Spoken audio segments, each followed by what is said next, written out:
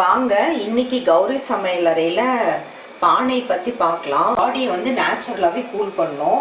இந்த வீடியோல வந்து எப்படி பானை வாங்குறது, எப்படி அதை செலக்ட் பண்றது, அப்புறம் அதை எப்படி யூஸ் பண்றது, அதுல வேற என்ன கொஞ்சம் ஹெர்ப்ஸ் போட்டு அந்த தண்ணியை வச்சா பாடி கூல் ஆகுங்கிறத பத்தி பார்க்கலாம். மீடியமான சைஸ் பானை ஒன்றும், அப்புறம் சின்ன சைஸ் பானை ஒன்றும் வாங்கியிருக்கேன். மீடியம் சைஸ் வாங்குறது தான் பரவாயில்ல. சிங்க்குள்ளெல்லாம் பெரிய பானையெல்லாம் அது வச்சு கழுவவும் முடியாது, அது பிரேக் ஆகிறதுக்கும் சான்ஸ் இருக்குது. இந்த மாதிரி சைஸ் வாங்கிக்கோங்க. இப்போ இது வந்து இப்படி தட்டி பார்த்தீங்கன்னா நல்லா சத்தம் கேட்கும். இந்த மாதிரி டொக்கு டொக்குன்னு அந்த பிரேக் விரிசல்லாம் இல்லாத மாதிரி செக் பண்ணி பார்த்து வாங்கிக்கோங்க. அதே மாதிரி மேலே வந்து சில சமயம் டெரக்கோட்டா பெயிண்ட் அடிச்சிருப்பாங்க. அப்படி வந்து அது பார்க்கறதுக்கு தான் அழகாக இருக்குமே தவிர அது கூலிங் ஆகாது. இந்த மாதிரி ஏர் ஹோல்ஸ்லாம் அதில் சின்ன சின்னதெல்லாம் அடைச்சிரும். அது மாதிரி பெயிண்ட் அடிக்காத பானையான்னு அவங்கக்கிட்ட கேட்டுட்டு நீங்கள் வாங்கிக்கோங்க. அது உங்களுக்கு பார்த்தாவே தெரியும் அந்த பெயிண்ட் அடிச்சதா அடிக்காதுதான்னு. இது கொஞ்சம் அந்த சின்ன சின்னதாக ரஃப்பாக இருக்கும் அந்த சர்ஃபேஸு. அந்த மாதிரி பார்த்து வாங்கியிருக்கேன். அதுக்கு மூடியும் அதுக்கு தகுந்த மாதிரி மண் பிளேட்டே வாங்கியிருக்கேன் நான். இது வாங்கிட்டு வந்தோடனே நல்லா தேய்ச்சி கழுவிடணும். ரெண்டையும் நல்லா வாஷ் பண்ணிவிட்டு சாதாரண உப்பு தண்ணி பிடிச்சி வச்சுருக்கேன். ஏன்னா இது நம்ம ஒரு நாள் 2 நாளைக்கு யூஸ் பண்ண முடியாது, மண் வாசம் ரொம்ப அடிக்கும் அந்த தண்ணியில். இது வந்து அந்த பெயிண்ட் அடிக்காத பானையாக இருந்துச்சுன்னா அடியில் கொஞ்சம் லீக்கேஜ் வரும். சுற்றியுமே தண்ணி வந்து அப்படியே இந்த உள்ளே இருக்க தண்ணி அந்த ஏர் ஹோல்ஸ் வழியாக புழுங்கி வேர்த்து விடும். அதனால் அடியில் அதுக்கு தகுந்த மாதிரி ஒரு பவுல் வச்சுட்டிங்கன்னா அந்த அடியில் வர தண்ணியெலாம் கலெக்ட் ஆகிடும். அப்போல்லாம் மண் குவிச்சு வச்சு அது மேலே வைப்பாங்க பானை. இப்போல்லாம் நம்ம அந்த மாதிரி மண்ணெல்லாம் கிச்சனில் வைக்க முடியாது. அதனால் இந்த மாதிரி ஒரு பவுல் வச்சுக்கோங்க. இந்த பானையும் அதே மாதிரி பிடிச்சி அதுக்கு பெரிய பவுலாக வச்சுட்டேன். அந்த பானையோட சைஸுக்கு தகுந்த மாதிரி தண்ணி லீக்கேஜ் இருக்கும். தண்ணி பிடிச்சி இந்த பிளேட்டையும் ஊற வச்சுட்டேன் மண் வாசனை வராமல் இருக்கிறதுக்காக. கழுவி ஒரு வாரத்துக்கு 2 நாளைக்காவது நல்லா தண்ணியெல்லாம் யூஸ் பண்ணிவிட்டு நல்லா கழுவிட்டு கமுத்தி வச்சுட்டு கொஞ்சம் காஞ்சதுக்கப்புறம் 1/2 மணி நேரம் கழித்து ஊற்றி வைக்கணும். வாரத்துக்கு 2 நாளைக்காவது க்ளீன் பண்ணணும். தண்ணி தீர தீர அப்படியே ரீஃபில் பண்ணிகிட்டே இருக்கக்கூடாது. இந்த பானை வந்து நீங்கள் சம்மரில் மட்டும் ஒரு 3 மாதம் 4 மாதம் யூஸ் பண்ணுறீங்கன்னா, அதுக்கப்புறம் வின்டரில் வேண்டாம்னா நீங்கள் கழுவி எடுத்து எங்கேயாவது கபோர்டில் வச்சுட்டு அடுத்த சம்மர் கூட எடுத்துக்கலாம்.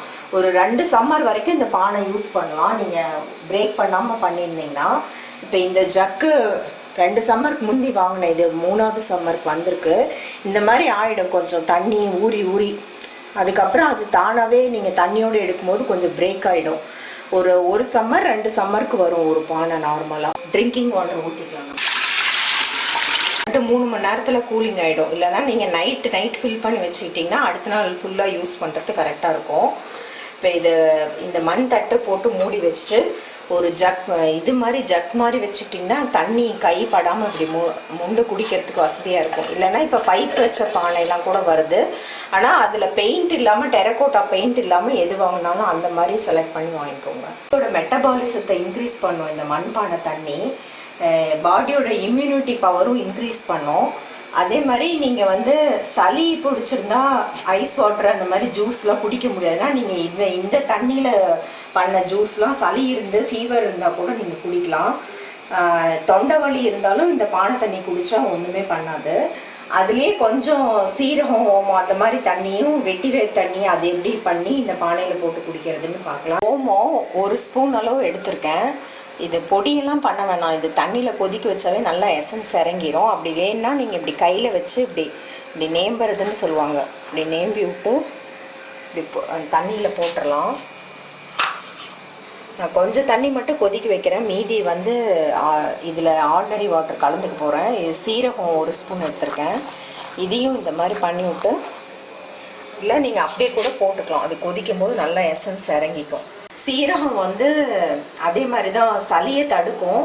அதில் நிறைய அயன் இருக்கிறது நிறைய பேர்த்துக்கு தெரியாது சீரகத்தில்.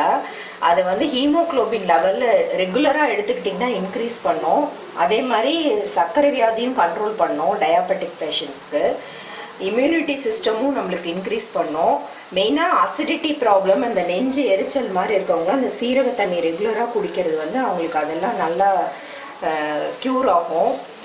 உடனே ஃபீல் பண்ண முடியும். இப்போ நான் இதை டைல்யூட் பண்ணி குடிக்க போகிறேன். உங்களுக்கு ப்ராப்ளம் இருந்துச்சுன்னா இதை அப்படியே வந்து ஒரு சின்ன கிளாஸ் அளவு எடுத்துக்கிட்டிங்கன்னா உடனே நீங்கள் ஃபீல் பண்ண முடியும்.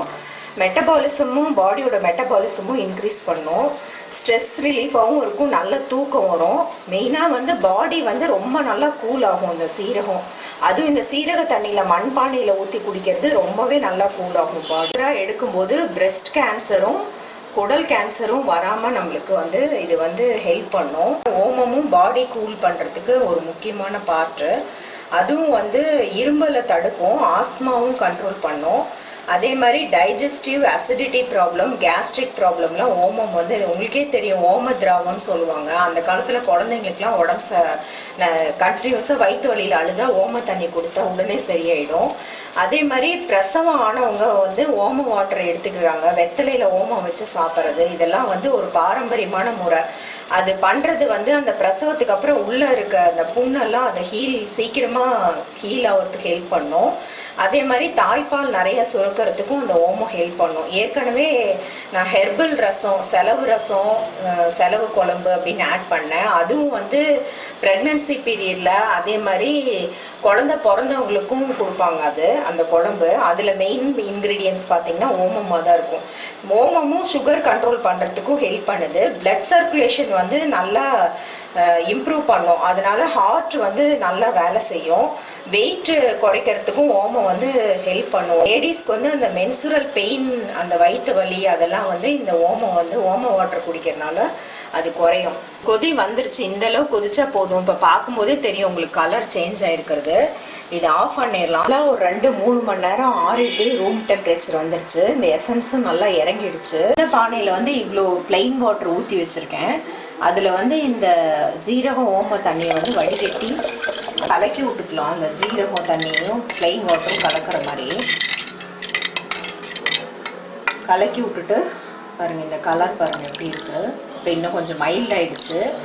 இது அப்படியே நல்லா ஒரு 2-3 மணி நேரம் வச்சிங்கன்னா கூல் ஆகிடும். தண்ணிக்கு வந்து வெட்டி வேற வந்து நல்லா ஒரு பெரிய பவுலில் வச்சு இப்படி கழுவுனிங்கன்னா அது கொஞ்சம் ஏதாவது மண் ஏதாவது இருந்துச்சுனாலும் வந்துடும், எக்ஸ்ட்ரா தூசு இருந்தாலும் வந்துடும். அப்படி இருந்தாலும் மறுபடியும் தண்ணியை ஃபில்டர் பண்ணி தான் ஆகணும். இப்போ இதில் வந்து ட்ரிங்கிங் வாட்டர் வச்சுருக்கேன். இதில் நல்லா வாஷ் பண்ண வெட்டி வேறு நல்லா புழிஞ்சிட்டு இதில் போட்டு இதையும் நல்லா ஊற வச்சிடலாம். தண்ணி வந்து நல்லா ஒரு 7-8 மணி நேரம் சோக் ஆகிடுச்சு. நல்லா இந்த தண்ணி ஸ்மெல் அடிக்குது. அதே மாதிரி இது லைட்டாக கலரும் மாறி இருக்கு. இது வந்து நிறைய விதத்தில் ஹெல்ப் பண்ணும். பாடி நல்லா கூல் ஆகும். அந்த சம்மர் ஸ்ட்ரோக்ஸ்லாம் கூட வராமல் தடுக்கும். ப்ளெயின் வாட்டர் வச்சுருக்கேன் இந்த ஜக்கில். இதில் இதை ஃபில்டர் பண்ணி வச்சுக்கலாம். வடித்ததுக்கப்புறம் இந்த வெட்டி வேரை வந்து மறுபடியும் நீங்கள் வந்து வாஷ் பண்ணிவிட்டு மறுபடியும் தண்ணி ஊற்றி வச்சிட்டிங்கன்னா அடுத்த நாளைக்கு யூஸ் பண்ணிக்கலாம். இது ஒவ்வொரு தடவையும் மாற்ற வேண்டியதில்லை. இந்த அளவுக்கு வெட்டி வேர் எடுத்திங்கன்னா நீங்கள் வந்து ஒரு வாரத்துக்கு இதை வந்து மறுபடியும் கழுவிட்டு தண்ணி ஊற்றி ஊற வச்சு யூஸ் பண்ணிக்கலாம்.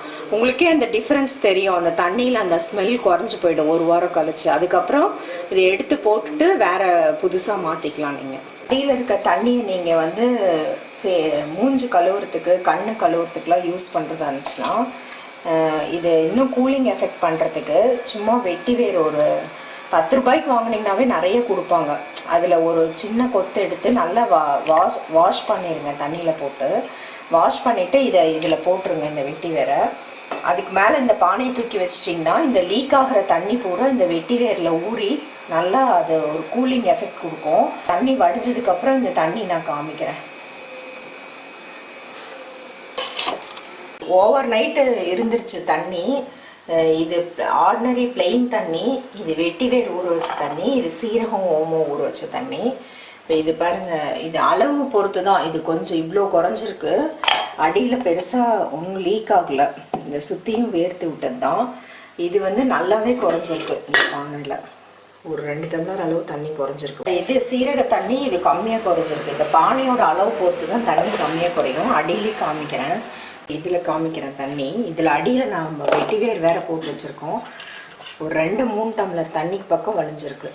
இது வெட்டி வேரில் வேறு ஊறினதுனால இந்த தண்ணி நல்லா ஒரு ஹெல்த் பெனிஃபிட்டாக கூலிங்காக இருக்கும். ஸ்மெல் நல்லா அடிக்குது, சில்லுன்னு இருக்குது. இதை நீங்கள் வெட்டி வேர் எடுத்துக்கிட்டு இந்த தண்ணியை வந்து நீங்கள் வடிகட்டியோ எப்படியோ நல்லா எடுத்துக்கலாம். உங்கள் யூஸ்க்கு நான் சொன்ன மாதிரி அந்த யூஸ்க்கு எடுத்துக்கிட்டு இந்த பாத்திரம், இந்த வெட்டி வேர்லாம் ஒரு தடவை கழுவிட்டு மறுபடியும் இந்த பானை தூக்கி இதில் வச்சிட்டிங்கன்னா இதில் திருப்பி வடியும். இந்த வெட்டி வேறு நீங்கள் வந்து 2 வாரத்துக்கு கூட யூஸ் பண்ணிக்கலாம். இந்த ஸ்மெல் போயிடுச்சு, இந்த தண்ணியில் ஸ்மெல் வரலன்னு தெரிஞ்சதுக்கப்புறம் இதை எடுத்து போட்டு வேறு மாற்றிக்கலாம். நீங்கள் ஸ்மெல் நல்லா இருக்குது, நல்லா சில்லுன்னு இருக்குது இந்த பானையிலேருந்து வடிஞ்சதுனால.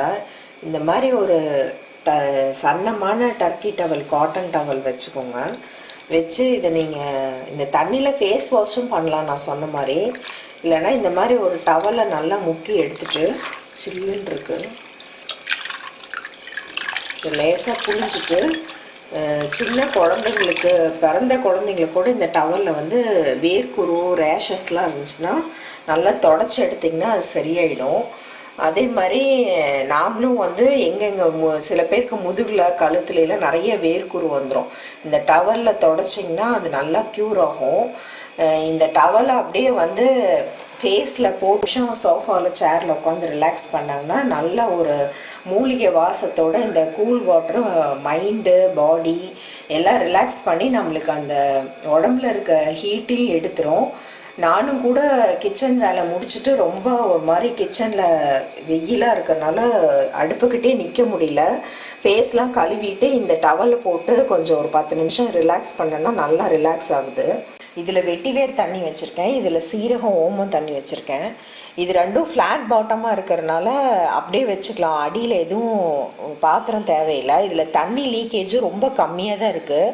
அதனால் ஒரு டவல் போட்டு வச்சுட்டேன், அந்த கம்மியான லீக்கேஜ் வந்து இந்த டவல்லே சக் ஆகிடும். இதில் வந்து பிளெயின் வாட்டர் வச்சுருக்கேன். இதில் அடியில் நான் சொன்ன மாதிரி வெட்டி வேர் போட்டு அடியில் வர தண்ணியை கலெக்ட் பண்ணாலும் பாத்திரத்தோடு நான் வச்சுருக்கேன். இந்த பானை பற்றின வீடியோ உங்களுக்கு யூஸ்ஃபுல்லாக வந்திருக்கும்னு நினைக்கிறேன். இதை உங்கள் ஃப்ரெண்ட்ஸோடய ஷேர் பண்ணுங்கள். இது எப்படி இருக்குன்னு உங்கள் ஃபீட்பேக்ஸ் கமெண்ட்ஸ் என் கூட ஷேர் பண்ணிக்கோங்க.